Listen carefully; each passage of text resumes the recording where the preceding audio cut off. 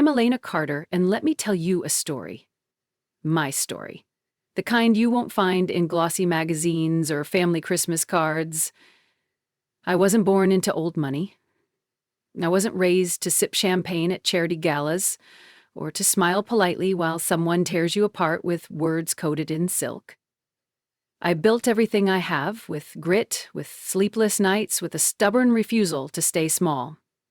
And for a long time, I believed that was enough, until the day I married into the Carter family, the kind of family where legacy is worshipped and outsiders are tolerated at best.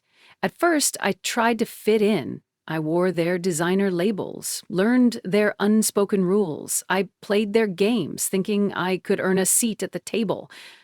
I was wrong. 3 years ago, they made it clear I would never truly belong. So I stopped trying. And I started building something of my own, a company, a mission, a future no one could take from me. Now, they're the ones trying to catch up. And this time, the seat at the table, I'll bring my own chair. Or build a whole new table. This is not just a story about revenge. It's about breaking cycles, about choosing legacy over validation, and about knowing that sometimes the sweetest victory is not needing their approval at all. Chapter 1. The day they locked me out. The locks had been changed. The woman who opened the door wore my dress, and my name was no longer on the deed. I am Elena Carter, and let me tell you, the worst betrayals don't come from enemies. They come from the people you once called family. It was supposed to be a simple visit. 2 years since I'd last set foot at the Carter estate, and now I was arriving in a Gulfstream jet. A symbol of everything they once told me I would never be. Lucas squeezed my hand as we descended the steps onto the tarmac. His eyes searched mine. Worry, love, apology, all mingled there. "We don't have to do this," he whispered. But we did. I had built a company worth $80 million, 0 cents. I had empowered women across continents. Yet a single sentence still echoed in my head. You were never one of us. Today that would change. A sleek black town car met us at the private airstrip outside East Hampton. The driver, a Carter family employee, avoided my gaze the entire ride. When the estate gates opened, revealing the sprawling Georgian mansion surrounded by manicured hedges, my breath caught, not from awe, but from memory. I had walked through those gates 7 years ago as a hopeful young bride. Now I returned as an outsider with a mission. As the car stopped, I stepped out first. A hush seemed to ripple through the gathering on the lawn. Polished relatives in pastel linens sipping champagne beneath white canopies. Conversations faltered, heads turned, and then I saw her. Margaret Carter. My mother-in-law. Matriarch of appearances, queen of quiet cruelties, she approached with a smile that didn't reach her eyes. "Elena?" she said, voice smooth as silk, sharp as glass. "You made it." "I always do," I replied, matching her tone. But something was off. The housekeeper, old Mrs. Geller, who used to greet us at the door, was nowhere in sight. Instead, a young woman I didn't recognize opened the front door, wearing one of my old dresses. I froze. Lucas noticed, his brow furrowing. "Elena?" he asked softly. I strode forward, heart pounding. The woman stepped aside awkwardly as I entered the grand foyer, marble floors gleaming, oil portraits of Carter's past gazing down. But the subtle changes hit me like a punch. The family gallery wall, my wedding photo with Lucas, had vanished. In its place, a portrait of Lucas alone. The antique desk where I used to leave my keys, gone. Margaret followed, her heels clicking against stone. "Oh," she said airily, "I thought someone had told you. The house was reassigned in the trust last quarter. You no longer have access." The words landed cold and clean. Lucas turned, anger flashing. "What the hell does that mean, Mother?" "It means," Margaret replied sweetly, "that we must protect family assets. Elena chose to distance herself from us." I swallowed hard. My voice was steady. "My name is still on the deed," I said. Margaret's smile widened. "Was, dear. Things change. Surely you understand." Before I could speak, Richard Carter appeared, stoic, distant. "Elena," he said with a curt nod, "we should keep this civil." Lucas stepped between us. "You had no right." "Oh, Lucas," Margaret sighed. "Your loyalty is admirable but misplaced. We're simply preserving what belongs to the Carters." I looked past them, toward the grand staircase I had once climbed as a new bride, toward the library where I had dreamed of raising a family. Every corner whispered the same truth. You don't belong here anymore. And then Margaret delivered the final blow. "You were never one of us," she said softly, her gaze locking with mine. "And you never will be. I should have crumbled. Years ago, I would have. But not today." My phone buzzed. A single message from Rhea. "Christopher Vaughn just bought Bright Finance. We need to talk." "Urgent," I exhaled slowly. Margaret thought she had won, but she had only lit the fuse. Without another word, I turned on my heel and walked back toward Lucas, my resolve hardening with every step. They had locked me out of their house, but they would never lock me out of the future I was about to build. The ride back from the estate was silent at first. Lucas gripped the steering wheel, knuckles white, jaw tight. I stared out the window as manicured hedges gave way to winding roads, the Atlantic glinting beyond. I should have been devastated. 7 years of trying to fit in, to be enough, and in one afternoon they had erased me from their world without a flicker of remorse. But under the numbness, something else stirred. Not grief, not shame, resolve. "They had no right," Lucas finally burst out. His voice cracked through the quiet. "No damn right." I turned to him, my voice steady. "They did what they always do, protect their version of legacy?" He shook his head. "I should have seen it coming. I should have stopped them." "No," I said softly. "This fight isn't yours to fight. Not this part." His grip loosened. He glanced at me, guilt swimming in his eyes. "I'm with you. You know that, right? Whatever you decide to do next." A small smile tugged at my lips despite the weight in my chest. "I know." The car's dashboard buzzed. "Incoming call. Rhea Williams." I tapped the screen. "Rhea, Elena," her voice was taut. "We have a problem." "I figured," I exhaled. "Margaret just evicted me from my own house. But there's bigger news." Her tone sharpened. "Christopher Vaughn just finalized the Bright Finance acquisition this morning. Quiet deal. They're positioning it to choke our market reach." Ice spread through my veins. Bright Finance wasn't just another fintech competitor. Their data integrations with Golden Tree Finance had been our lifeline for scaling. If Vaughn controlled that channel? "Do we know his angle?" I asked. "Classic play," Rhea replied. "He'll squeeze our distribution partners, force us to, either fold or sell." I closed my eyes, the weight of it sinking in. Margaret locked me out of a house. Vaughn was trying to lock me out of the market. "Schedule an emergency strategy call," I said. "Tonight. I want the entire leadership team in." "Elena?" Rhea hesitated. "You sure? After today?" I opened my eyes. "Especially after today." The call ended. I turned to Lucas. "Bright Finance?" he asked. I nodded. "Vaughn's coming for us. Hard." Lucas let out a bitter laugh. "You think this is connected?" "Of course it is," I said. "The Carters and Vaughns may despise each other publicly, but when it comes to controlling the game, they speak the same language." Lucas pulled the car onto a quieter road, away from the main highway.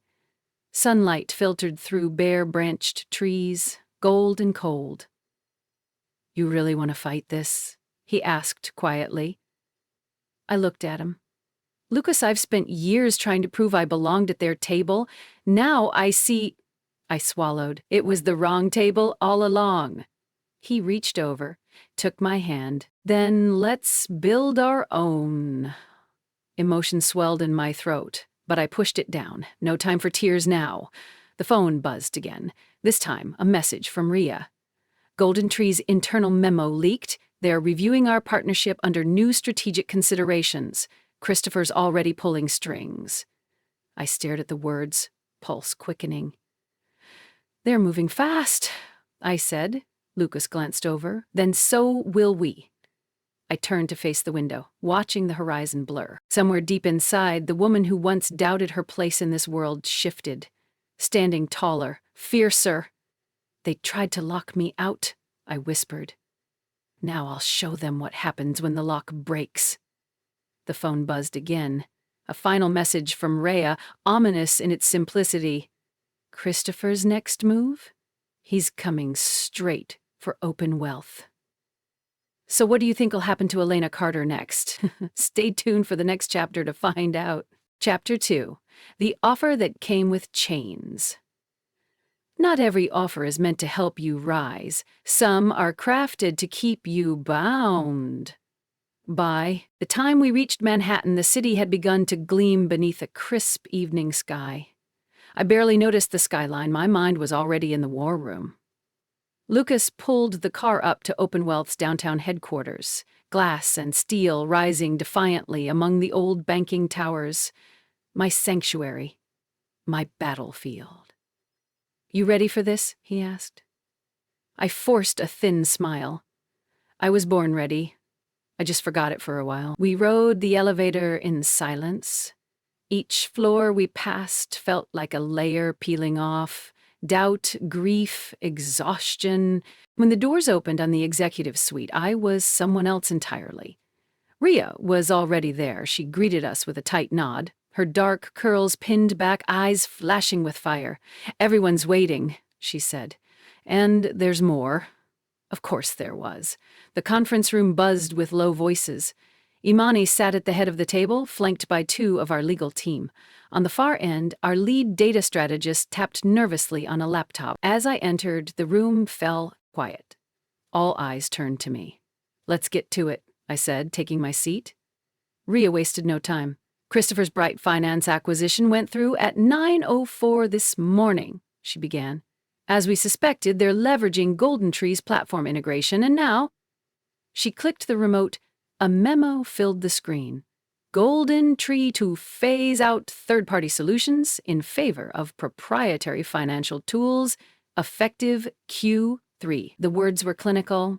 The intent was clear. They're cutting us off, I said flatly. Yes, Ria confirmed. And Vaughn's already courting our second-largest partner. We believe he's pushing a full consolidation play. Imani leaned forward. Legally, it's murky. The antitrust lines here are thin, and he knows it. He's not aiming to win outright. He's trying to strangle us slowly. A cold knot formed in my stomach. Margaret had locked me out of a house. Christopher intended to lock me out of an industry. I met Ria's gaze. We need to pivot fast. Go direct to consumer. Strengthen Beaumont bank ties. And I paused, something sharper taking shape in my mind. We rethink the model entirely. Imani raised a brow. You mean... But before I could answer, my phone buzzed. Unknown number. Against better judgment, I answered. A cool voice slid through the line. Elena, it's Christopher. The room froze. I put him on speaker. Bold moves today, Christopher, I said evenly. Likewise, he replied, smooth as silk. But let's not waste time. I have a proposition. Lucas stiffened beside me. Ria's jaw clenched. I'm listening, I said. You've built something admirable, Christopher continued, but we both know scale requires friends. You're fighting on too many fronts. My board is prepared to offer a full acquisition of Open Wealth at a generous premium. I let out a short laugh. How generous? Enough to set you and your team for life, he said. And of course, you'd retain a public role. Face of the brand. The media loves you.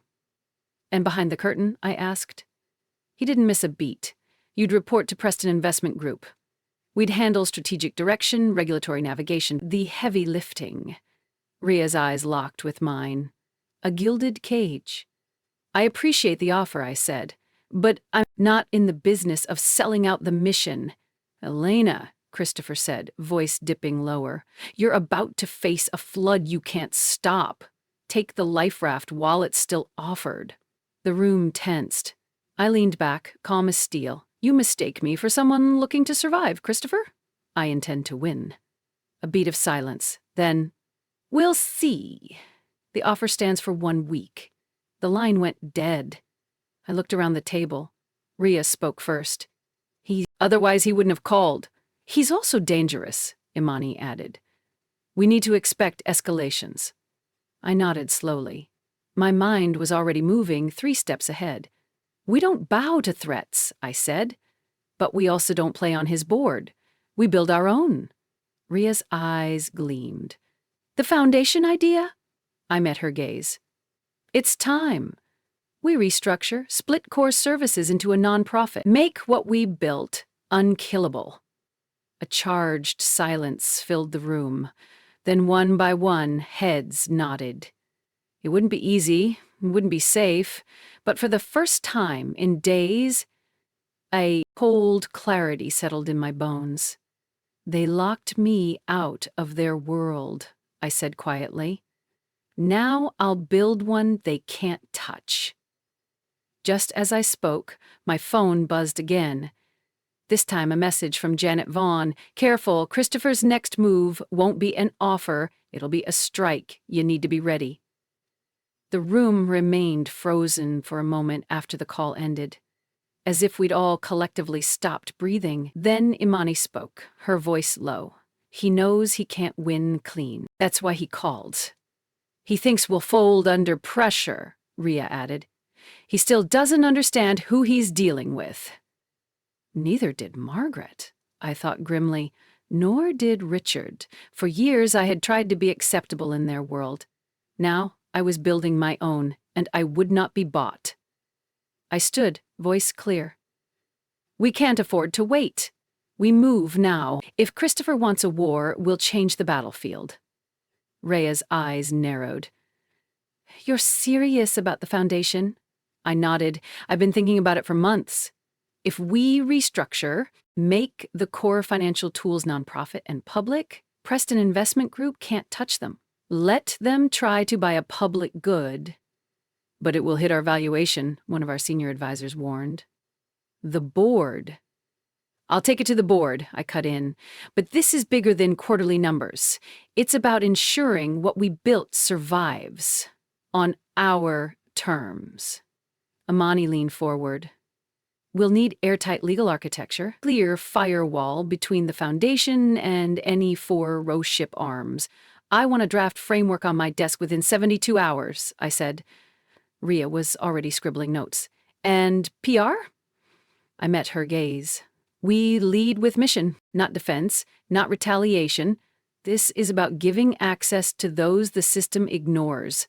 We tell that story, and we own it. For the first time since the estate debacle, a sense of momentum filled the room. Not reactive, proactive. A plan that made Christopher's tactics look small.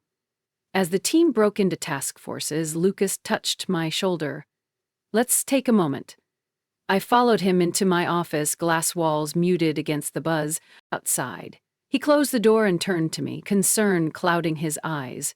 You okay? He asked. I hesitated. Part of me wanted to say yes, to wear the mask of unshakable calm, but after today, after Margaret's calculated cruelty, Christopher's thinly veiled threat, the mask felt too heavy. No, I admitted softly, but I will be. Lucas pulled me into a fierce hug. You don't have to carry this alone. I rested my head against his chest, the steady beat grounding me. They think they can buy integrity, I murmured, like they've bought everything else. Then we show them integrity isn't for sale. He said, we do this your way. I looked up at him. You're still with me, even if it means years of fighting them? His eyes didn't waver. I chose you, Elena, not their world, not their rules. Emotion tightened my throat, but I forced a smile. Good, because we're about to rewrite the rules. Before I could say more, my phone buzzed again. This time, a message from Janet Vaughn. I frowned. Janet and I had exchanged pleasantries at industry events, but we weren't close. I opened the message. Careful, Christopher's next move won't be an offer, it'll be a strike. You need to be ready. Lucas read over my shoulder. She knows something. I typed back quickly. A strike? Where? When? A pause. Then, watch, Golden Tree. He's already pulling their strings. The real hit is coming through them.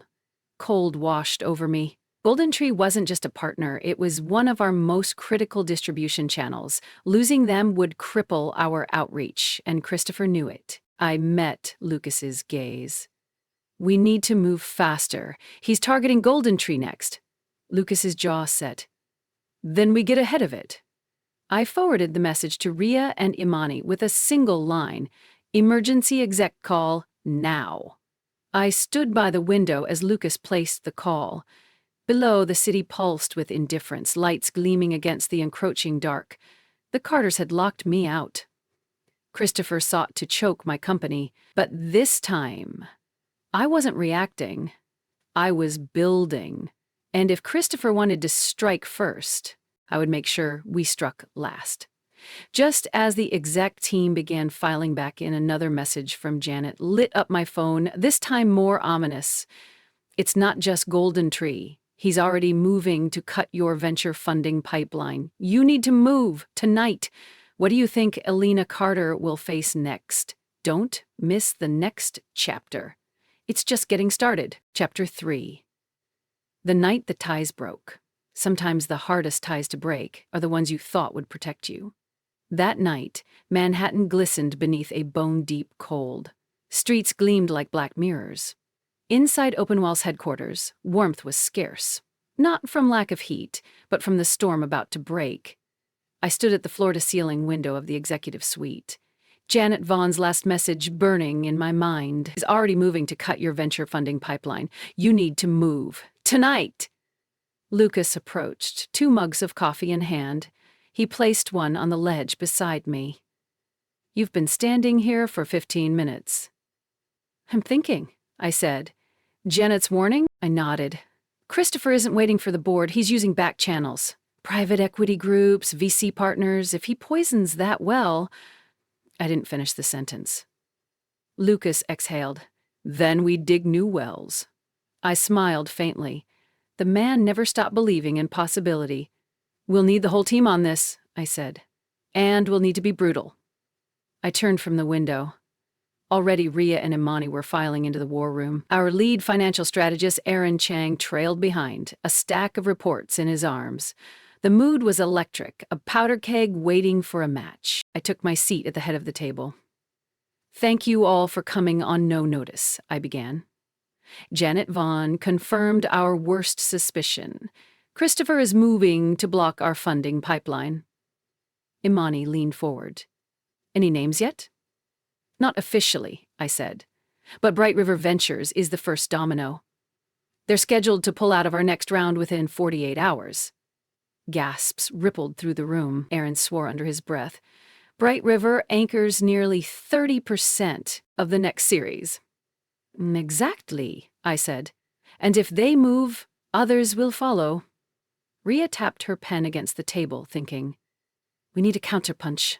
Something big enough to freeze the rest of the dominoes. Imani nodded. Public announcement.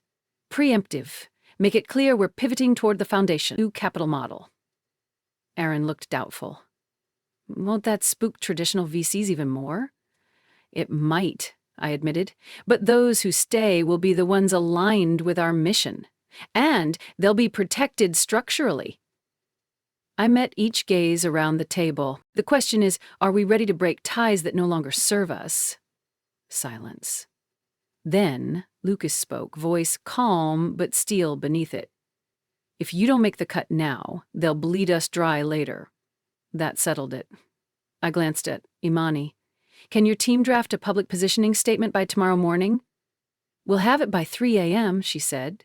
Rhea leaned back. And I'll start pulling new potential funders, international groups, impact funds. Ones Christopher can't touch. A spark flickered in my chest. For the first time all day, it wasn't dread. It was fight. Good, I said. Then let's do this. As the room broke into task groups, Lucas lingered. Elena, he said softly, are you sure? I looked at him. About what? Breaking with the old network. Once we do this, there's no going back. You won't just be an outsider to the Carters anymore. You'll be a threat. I smiled, no softness in it. I was never inside, Lucas. They just let me pretend for a while. His expression darkened, but he nodded. Then we go all in. I kissed his cheek. All in. Just as we turned to rejoin the others, my phone buzzed again. Janet. One line, this time. He's already meeting with Golden Tree Board tonight. Final vote in the morning. What do you think is waiting for Elena Carter in the next chapter? Don't miss it. The story is just getting deeper. Chapter 4, the foundation they call and buy. They lock me out, they try to buy me out. Now they want me to doubt myself. Too late. I didn't sleep. I watched the clock edge toward dawn, Janet's warning still echoing, William's cryptic words threading through every breath. Your place in this family. Why Margaret fears you. What did he mean? What place? I'd been the tolerated outsider at best. Lucas had stayed with me through the long hours, fingers laced with mine as we sat in the quiet of my office. When the sky finally lightened, he squeezed my hand. You don't have to go, he said softly. I looked at him. If there's something about Margaret, about any of this, I have to know. I won't let them use shadows anymore. His jaw tightened. Then I'm coming with you. I shook my head. He said alone, if this is a game, I want to see it played clean.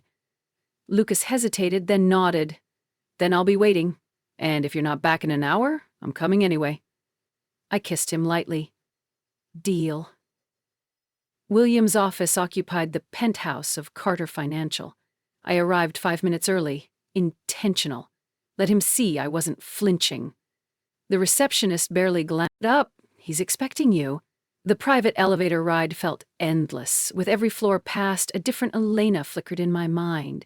The eager new wife trying to learn the family's language, the dismissed outsider at every gala, the woman who had rebuilt a company from nothing. By the time the doors opened, only the last one remained. William stood by the window, city spread beneath him. He turned as I entered, older than I remembered, lines etched deeper. But his eyes, those hadn't dulled. Elena, he said simply. Thank you for coming. I folded my arms. You have 5 minutes. I'm not here for family reconciliation. A faint smile touched his mouth. No, I imagine not. He gestured to a chair. I remained standing. You said Margaret fears me, I said. Why? William studied me for a long moment, then he spoke. Because you don't fit her mold. You don't play the roles she assigns, and because... He hesitated. Because you are not entirely what you believe yourself to be. My heart slammed once, hard. What does that mean? William sighed. Margaret's control has always depended on narrative. On whose blood belongs where, yours, complicates that. Cold spread through me. You're saying I'm not Richard's daughter, I whispered. He shook his head. You are, biologically at least, but Margaret, she wasn't your birth mother. I staggered back a step. The room tilted. That's impossible. He met my gaze. It isn't. You were born from an affair, Richard's, with a woman Margaret worked hard to erase from the record. My voice came out raw. Who? I don't know her name, he admitted. I only know Margaret forced Richard to adopt you, publicly, to cover the scandal. You were 2 months old when they brought you home. I swayed. My mother, gone before I even knew her. My entire life built on a lie. William's voice softened. Margaret resents you because you embody the one betrayal she couldn't erase. I gripped the chair back, steadying myself. So why tell me this now? He met my gaze evenly. Because you're about to burn every bridge with this family. I thought you deserved the truth before I did. A bitter laugh escaped me. I burned those bridges the day they locked me out of my own home. William nodded. Then build what they can't buy. And be ready. Margaret won't let this lie unravel quietly. I straightened. The fog cleared. You've given me what I needed, I said. Now I'll give you something in return. I leaned closer. The Foundation launches today, and no amount of bloodline politics will stop it. William smiled faintly. Good. Make it unassailable. As I left, my phone buzzed. Rhea. Golden Tree just voted. They're pulling out, effective immediately. I stopped cold. And with it came a second message, from an unknown number. The fight's not over, Elena, and this time we're coming for your board. I gripped the phone so tightly my knuckles whitened. We're coming for your board. The words burned colder than William's revelation. If Christopher and Margaret couldn't stop the Foundation externally, they would rot it from within. I forced my breathing steady and called Rhea. What's the situation? I asked. Golden Tree is out. Vote was unanimous, she said. Press release hit the wires 5 minutes ago. Some early backlash, but public sentiment is rallying behind us. Good, I said. But brace for internal fractures. I filled her in on the anonymous message. Rhea swore under her breath. Damn, we need to shore up the board fast. I'm on my way, I said. Call an emergency session, full attendance mandatory. By the time I reached Openwealth's HQ, dawn had broken, sharp and pale. The Foundation announcement was scheduled for 10 a.m., so we were down to 3 hours. I entered the executive conference room to find Rhea already assembling key allies. Imani joined moments later, phone to her ear. 3 board members have gone dark, she said grimly. No response to calls or texts. Preston's reaching them, Rhea said. Or Margaret is. I looked around the room. For years this board had been my firewall against exactly this kind of corporate siege. Now, its loyalty hung by a thread. I stood at the head of the table. We knew this pivot wouldn't come without cost, I said. Christopher is playing for blood now, and Margaret, she's not far behind. A few heads turned sharply.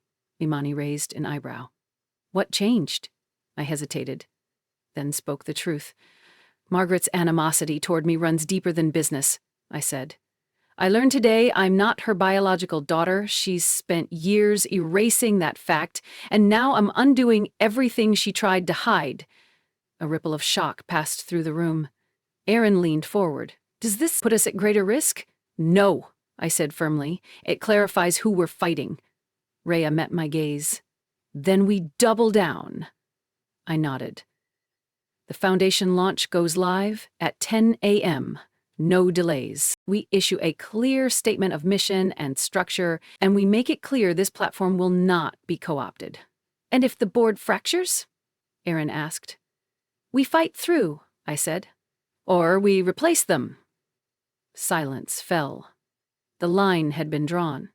At 9:47 a.m., the first board member resignation came through, one of Christopher's allies. By 9:52, a second arrived. I stood by the window, phone in hand, watching the city stir to life below. Lucas appeared beside me. You sure about this? He asked softly. I turned to him. I'm more sure than I've ever been. He brushed a strand of hair from my face. Then I'll be right here when the storm hits. It hit faster than expected. At 9:58 a.m., the elevator chimed. Margaret Carter stepped into the room. She was immaculate, pearl gray suit, cold poise, but her eyes burned with something raw. Elena, she said, voice clipped. We need to talk. The room froze. Rhea stiffened.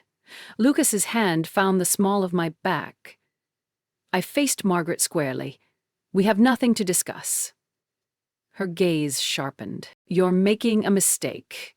This foundation, this public spectacle, it will not end the way you think. I lifted my chin. It's not about ending anything. It's about beginning something you can't control. Margaret's smile was thin, brittle. You think unveiling your origins will empower you. It will isolate you. Her voice dropped lower. And if you proceed, I will unleash every tool at my disposal to dismantle you, publicly, personally, legally. My pulse raced, but my voice remained steady. Do what you must, Margaret, but I'm, well, not your pawn anymore. She studied me for a long beat. Then her eyes flicked to Lucas, to Rhea, to the team gathering behind me. Very well, she said softly. Then prepare yourself. Without another word, she turned and left. The room exhaled in a collective breath. Rhea broke the silence. We go live. I met her gaze. We go live! As the foundation announcement hit the airwaves, my phone buzzed one last time. Unknown number. You've chosen your side, Elena. Now watch who falls because of it. Any guesses on what Elena Carter is about to face next? Keep watching. The story is far from over. Chapter 5. The legacy they tried to destroy. They couldn't buy the foundation, so now they'll try to burn it down. But legacies built on truth don't burn that easily. I thought I was ready. When Margaret Carter walked out of that room, icy threats trailing in her wake, I told myself I'd face the worst. But by the time I reached my office, minutes after our foundation announcement went live, how naive that was. The first email hit my inbox before I even sat down. Concerned about Open Wealth stability, considering pulling sponsorship. Then a text from an old mentor. Elena, what's this I'm hearing about your parentage? Call me. And then the news alert flashed across my screen. Breaking! Founder of Open Wealth Foundation revealed to be illiterate child of Carter dynasty. Sources claim internal power struggle behind sudden nonprofit pivot. My blood turned cold. It wasn't a leak. It was a surgical strike. Margaret wasn't just trying to undermine the foundation. She was trying to destroy me. I slammed the door shut and called Rhea. They moved fast, she said grimly. We're tracking coordinated social amplification. Fake accounts, bots. It's deliberate. How bad? Rhea didn't sugarcoat. Bad. Several smaller donors have already backed out. 2 board members are wavering. I pressed a hand to my chest, forcing breath. They're painting me as illegitimate, not just in bloodline, but in leadership. Rhea's voice dropped. And they're trying to frame the foundation as a cover to consolidate your control. Narrative is moving. Fast. I swallowed hard. Are the core funders holding? For now. But they're nervous. A knock sounded. Lucas entered, face drawn. You need to see this, he said, handing me his tablet. On screen, a viral post. Hundreds of thousands of shares. Why trust your financial future to a founder who couldn't even be trusted in her own family? The foundation is a vanity project built on lies. My stomach clenched. Margaret wasn't hiding behind proxies anymore. She was making it personal. Lucas knelt beside me. We can fight this. I looked at him, throat tight. How? They're rewriting my entire story in real time. He took my hand. By writing it louder, on our terms. I squeezed his fingers, gathering what strength I could. Call an emergency board session, I told Rhea. Full attendance. I'm going to face this head on. Rhea hesitated. You sure you want to put it all on the table? I don't have a choice, I said. If we show weakness now, we lose everything. An hour later, I stood in the boardroom. Faces around the table flickered with uncertainty, sympathy, and in some, calculation. Before anyone could speak, I did. I know what's being said out there, I began, and I won't pretend it doesn't cut deep. I paused, letting them see that truth in my eyes. Yes, I am Richard Carter's daughter. No, I am not Margaret's biological child. That fact was hidden from me and from all of you for decades. A ripple of shock. But that truth does not invalidate my right to build something better. The foundation is not a vanity project.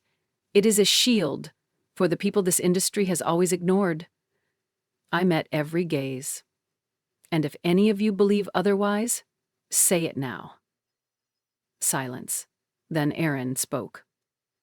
Do we have the stability to withstand this storm? I straightened. We do. If we stand together. If we let them fracture us, they win. Imani nodded. Public counterstatement? Yes, I said. Today. Rhea added, and we need key allies to speak up. External validation. I turned to her. Line 'em up. I'll speak first, but this time we own the narrative, the board began. To murmur, momentum shifting. But just as I started to breathe, my phone buzzed again. Unknown number. You should have stayed in your place, Elena. Now we're coming for your foundation's legal standing. See you in court. They think the law is a weapon only they can wield. Let's show them the law is also a shield and sometimes a sword. The text hung on my screen like a death sentence. See you in court. It took everything I had not to shatter the phone against the wall. They're moving faster than I expected, I told Rhea, voice tight. She was already pulling up intel. Likely a strategic lawsuit, not to win, but to drain us. Slap suit, I said. Classic? Public intimidation, she confirmed. And it's timed. They want to break our momentum mid-launch. Lucas stepped in, jaw set. If they want a war, we'll give 'em one. I looked at him. This man who had once only seen boardrooms and balance sheets, now standing with me in the trenches. I squeezed his hand once. Then we fight. We moved fast. By noon, our legal team had a preliminary response drafted. By 1 p.m., I stood before the cameras, ready to take back the narrative. The press room buzzed, microphones angled like rifles. I took the podium. I know many of you have questions, I began, and I will not hide. I glanced down at the prepared statement, then folded it shut. I learned 2 days ago that I am not Margaret Carter's biological child.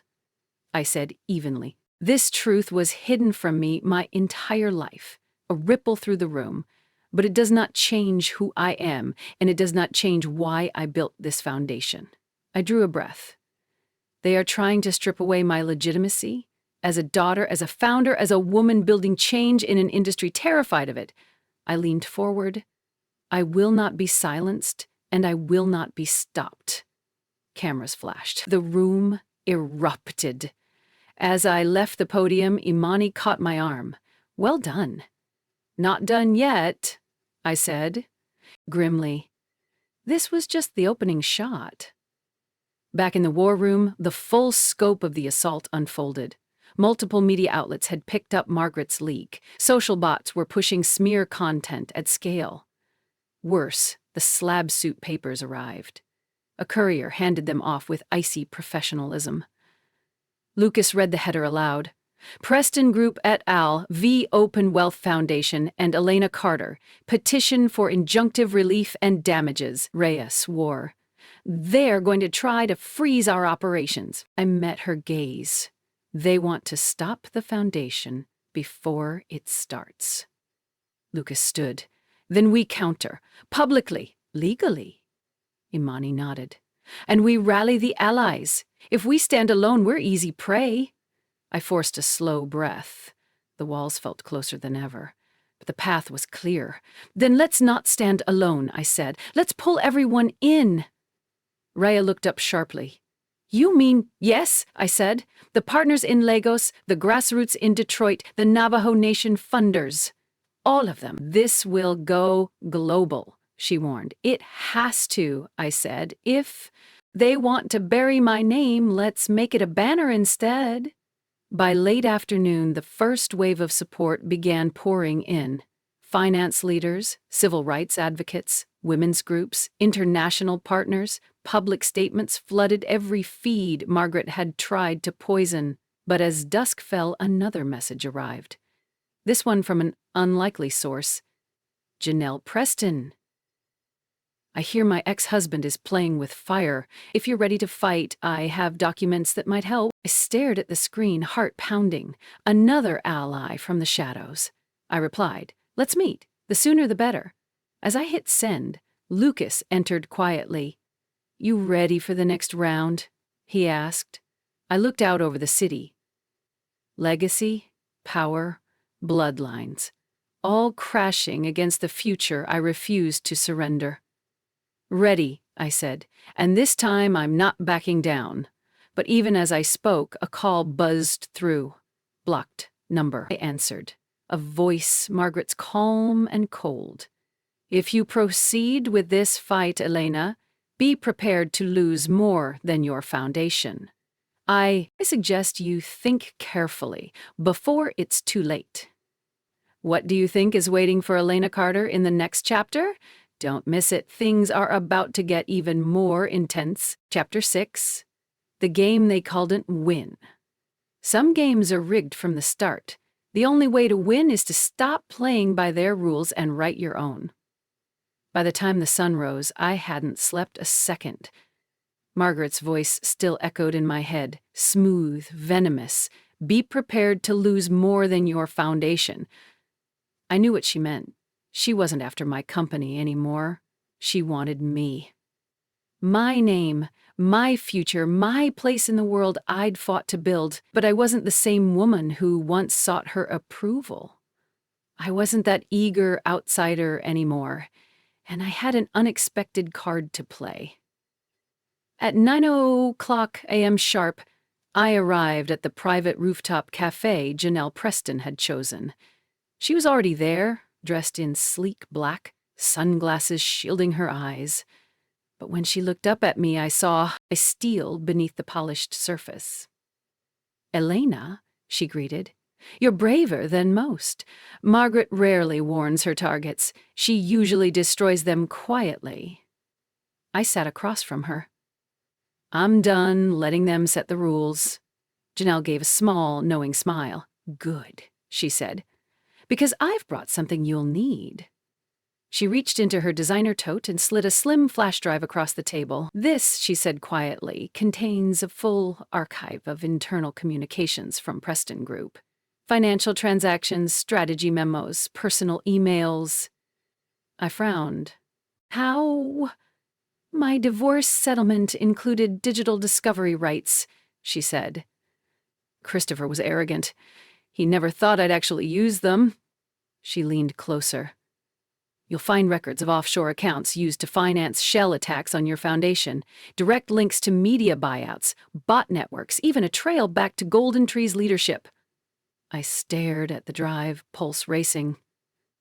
"This is a bomb," I whispered. "It's also your shield," Janelle said, "but use it carefully. If you go public too soon, they'll spin it. If you wait too long, they'll bleed you dry." I met her gaze. "Why are you helping me?" I asked softly. Janelle removed her sunglasses, eyes blazing. "Because I've watched that family destroy too many women who stood in their way," she said. "Including myself." A pause. "And because if you succeed, it gives women like me a future worth fighting for." I left the cafe with the drive burning in my pocket. Back at HQ, I called an emergency strategy session. Rhea's eyes widened when she saw the evidence. "This changes everything," she said. Imani nodded. "We now have leverage, but Janelle's right. Timing is everything." Lucas looked at me. "What's the plan?" I stood at the head of the room. "They wanted a game of attrition. We're ending it." I took a breath. "First, we go on the offensive. Controlled leaks to trusted outlets. Force Preston Group onto the defensive. Second, legal action," I continued. "We file countersuits based on the evidence. No more playing defense. Third, global coalition," I said. "We rally every partner, every ally. We make this not about me, but about the movement they're trying to crush." The room buzzed with focused energy. But I wasn't done. "Fourth, and this is key," I said quietly, "I will confront Margaret directly." A beat of stunned silence. Lucas spoke first. "Elena, she threatened my family," I said firmly. "She's made this personal, and I intend to end it personally." Imani nodded slowly. "Then we'll back you. But you don't go in blind." "I won't," I promised.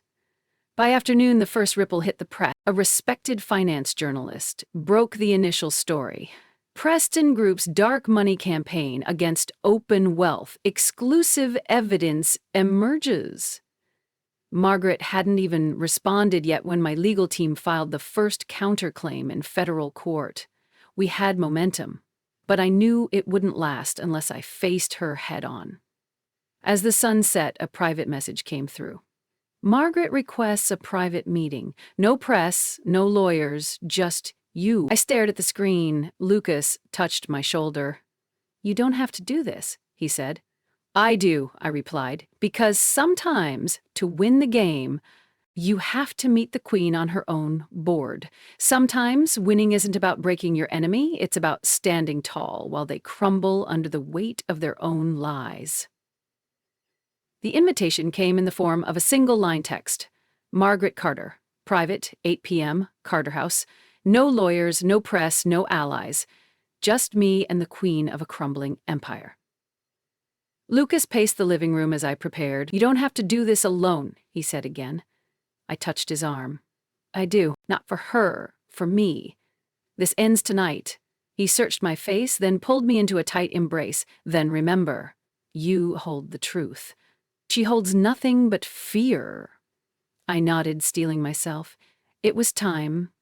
The Carter estate stood exactly as I remembered, grand, cold, and hollow. The butler led me through silent halls to the private study, a place where secrets had been spun for decades. Margaret sat behind the massive oak desk, her posture as regal as ever. "Elena," she greeted coolly, "how brave of you to come." I met her gaze without flinching. "I'm not here for courage," I said. "I'm here for clarity." She gave a thin smile. "You've caused quite the mess, dear. Perhaps it's time we discuss terms before you lose more than you realize." I sat, calm. "I have no terms to negotiate," I said, "but I do have something you should see." I slid the flash drive across the desk. Margaret didn't touch it, but her eyes flickered. "You think petty documents can frighten me?" she said softly. I leaned forward. "Not petty, precise. Every offshore transaction, every bot network, every coordinated attack traced to Preston Group and beyond." A pause. "And I will not hesitate to make it all public, not to save myself, but to protect every life this foundation serves." For the first time, her composure cracked. "Barely." "You're bluffing," I smiled. "Cold, certain." "Then call it." Silence hung thick in the room. At last, Margaret spoke, her voice low. "What do you want?" I took a breath. "I want you to withdraw the lawsuit. I want you to publicly denounce the smear campaign. And I want you to never touch the foundation or my name again." Margaret's jaw tightened. "You demand much for a bastard child." I met her gaze unflinching. "I demand what I've earned. With truth, not bloodlines." Another long pause, then a small, bitter laugh. "You have your father's spine," she said. "Very well, you'll have your public statement. But know this, legacy is not so easily won." I stood, calm. "No," I said, "it's built. One choice at a time. Tonight, I chose mine." The next morning, Margaret's statement hit the wires. "Recent legal actions against Open Wealth Foundation were misguided and will be withdrawn. I deeply regret the damage caused to Elena Carter's name and leadership. Clean, controlled, hollow.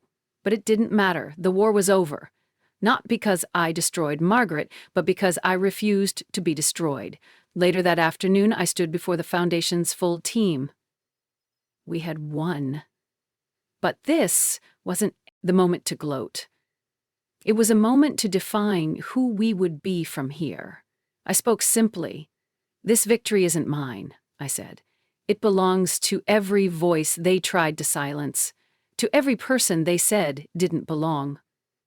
I looked out, faces of every age, every background. We will build a future where legacy is earned, not inherited, where truth matters more than power, and where no one will ever fight this fight alone again. Applause rose, loud, raw, real. And in that moment, I felt it, not triumph, but peace. I had won my freedom, now it was time to build something greater with it. But as I stepped off the stage, my phone buzzed with one final message from an unknown number. Careful, Miss Carter. Not all games end after one round. Some players simply change the board. I stared at the screen, breath catching. Because some wars, I realized, are never truly over. 6 months later, the world had shifted in ways none of us had fully imagined.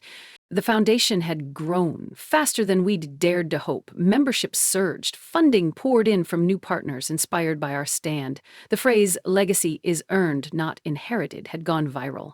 It became a rallying cry for a new generation of changemakers.